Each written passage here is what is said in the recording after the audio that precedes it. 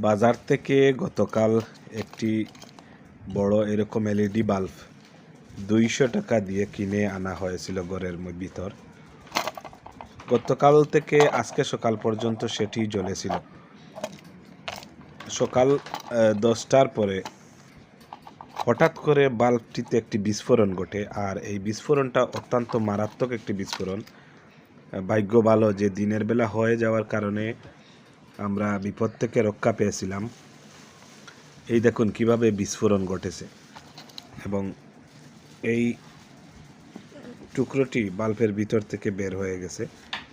বাল্বটি উপর থেকে খুলে পড়ে এভাবে ফেটে গেছে। তাই যারা বাজার থেকে এরকম বাল্ব কিনে আনবেন তারা সাবধানতা অবলম্বন করুন। এগুলো আসলে অত্যন্ত নিম্নমানের বাল্ব, এগুলো কেনা থেকে বিরত থাকুন। আপনার গনে আগুন ধরার প্রধান কারণ হলো এগুলো।